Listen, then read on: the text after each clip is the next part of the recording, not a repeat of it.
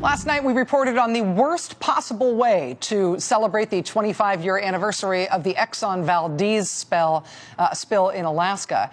We reported last night on a new, really big oil spill near Galveston, Texas. Now, this is a choke point for the American oil economy and therefore for the American economy. It's also a crucial environmental setting along the Texas shore. The spill was caused by a collision between a ship and a barge that was carrying bunker fuel oil, which is a really heavy form of marine fuel oil. The barge partially sunk after the collision. It leaked about 170,000 gallons of this really heavy oil into the water off of Galveston Bay. Well, the Coast Guard responded by closing the Houston Ship Channel. That's one of the busiest shipping channels in the country. They had to close down the shipping channel in order to start cleanup operations. This caused over 100 vessels, oil tankers, cargo ships, boats of all different kinds. It caused over 100 vessels who were attempting to leave or enter that whole seaport area, caused them all to come to a full stop and drop anchor.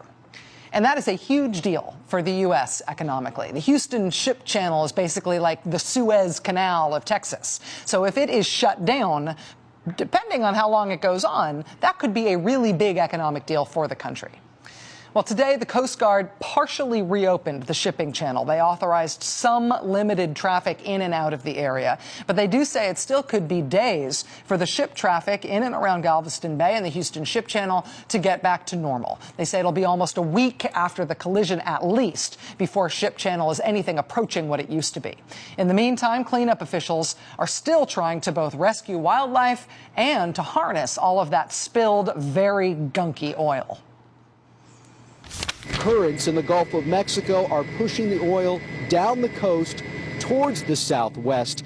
That means agencies involved in the cleanup are actively monitoring the movement of that oil. They plan on putting equipment and personnel on Matagorda Island in anticipation of the oil-making landfall. That could happen in the next few days.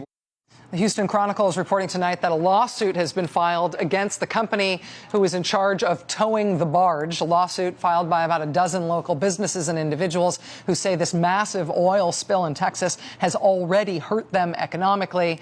One of the factors everybody's watching here is that that company that was operating the barge, the tow vessel, which was towing the barge, that company has been involved, and in fact, that towboat, the one specific boat involved in this, has been involved in more than 20 incidents reported to the Coast Guard over the last dozen years, including several other accidents. But a lawsuit filed today, and we'll keep you updated as we learn more about this spill in Texas. Watch this space.